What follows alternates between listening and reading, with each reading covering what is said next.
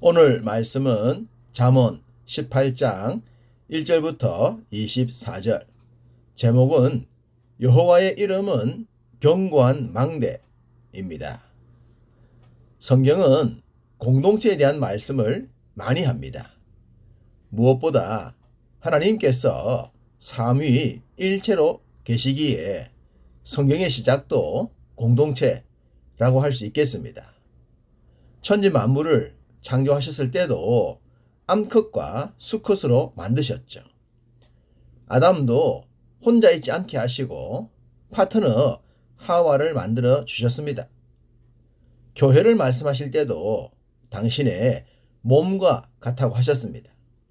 당연히 몸엔 다양한 지체들이 있듯이 다양한 지체들이 모여서 온전한 공동체를 이룬다고 하신 것입니다.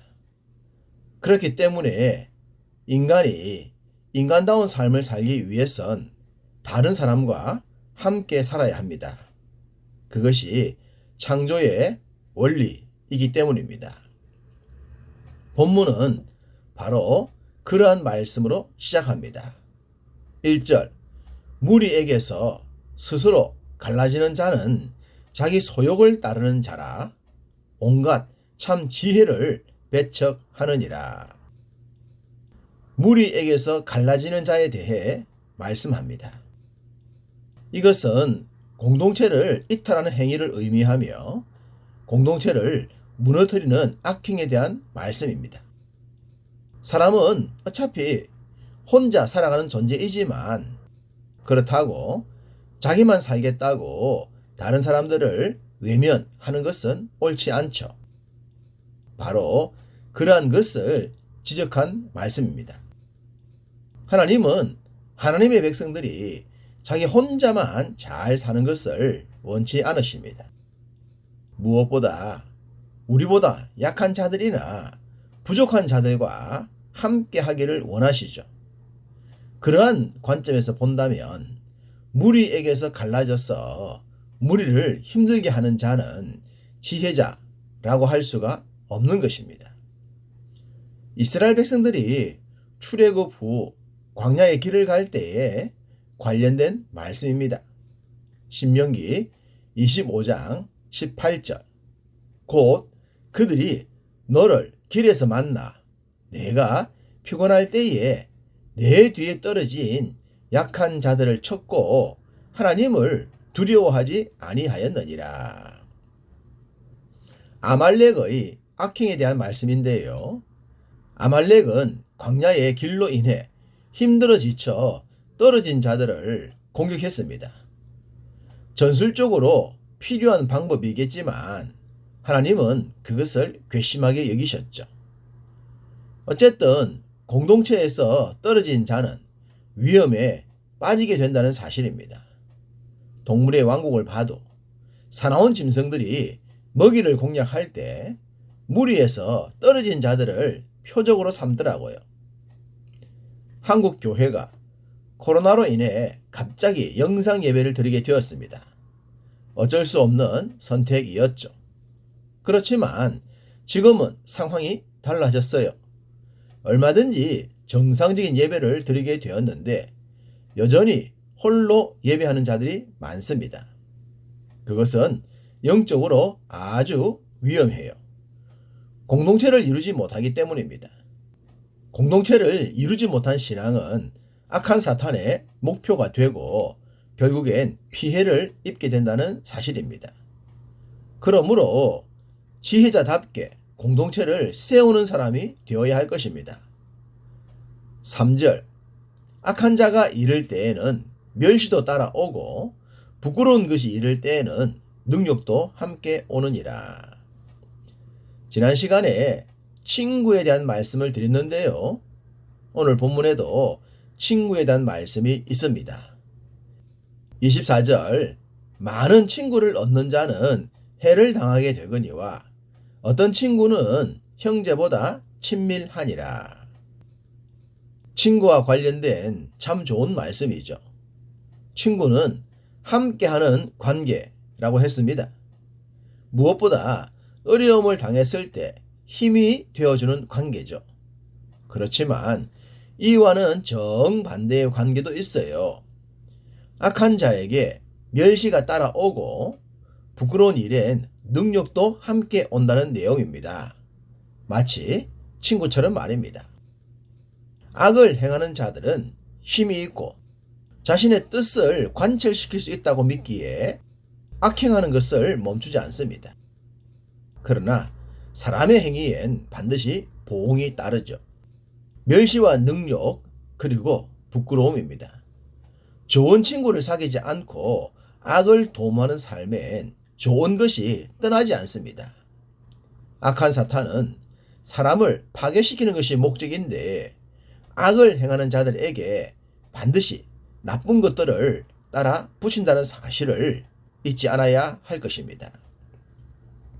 멸시와 능력 그리고 부끄러움이 없는 삶을 살기 위해선 무엇이 필요할까요? 10절 여호와의 이름은 견고한 망대라 의인은 그리로 달려가서 안전함을 얻느니라. 여호와의 이름을 부르는 것이 견고한 망대임을 믿습니다. 여기서 여호와의 이름을 부른다는 것은 하나님을 믿고 신뢰하고 경배하며 찬양하는 것이겠죠. 이런 자를 성경은 의인이라고 하십니다. 또한 그런 자들의 삶엔 안전함이 있다고 약속하셨습니다. 오늘날 우리 사회가 심히 불안하지 않습니까? 미래는 더더욱 불안하죠. 그래서 수많은 안전장치들을 마련하고자 해요.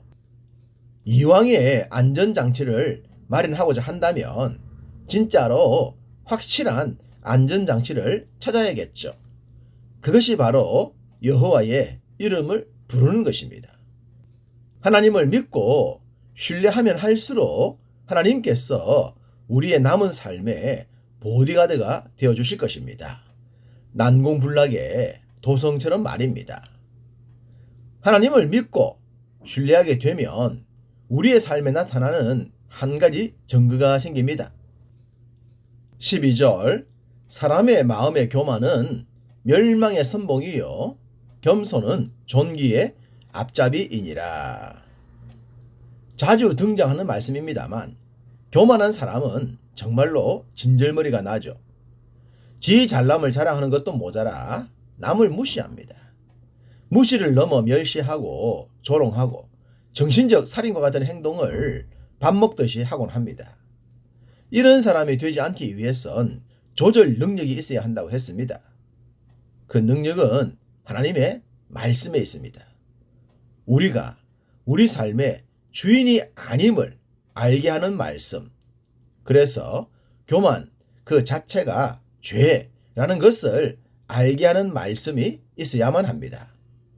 그럴 때에 존귀함의 앞잡이인 겸손의 주인공이 될 수 있습니다.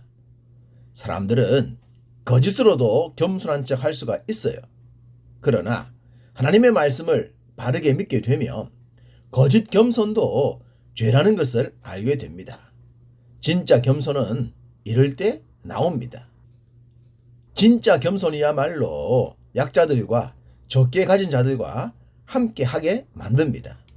이 사회가 원하는 것이고 사람들이 진짜로 바라는 것이며 참된 공동체를 이루는 찐 비결입니다. 14절 사람의 심령은 그의 병을 능히 이기려니와 심령이 상하면 그것을 누가 일으키겠느냐. 현대의술이 고칠 수 없는 질병을 고치는 능력은 심령을 만지시는 하나님의 능력이 있습니다. 심령을 살리고 심령을 빛나게 하시는 하나님의 말씀에 우리의 심령을 맡겨야 합니다. 그럴 때에 현대인들이 그렇게도 원하는 영육 간의 건강을 얻게 될 것입니다. 20절 사람은 입에서 나오는 열매로 말미암아 배부르게 되나니 곧 그의 입술에서 나온 것으로 말미암아 만족하게 되느니라. 주님은 사람의 입에서 나오는 것이 사람을 더럽힌다고 하셨습니다. 그것은 사람의 마음이 심령이 더럽혀져 있기 때문입니다. 하나님의 말씀과 무관하게 살기에 공동체를 무너뜨리며 자신만 잘 살겠다는 것이고 그것이 모든 악을 만들어내죠.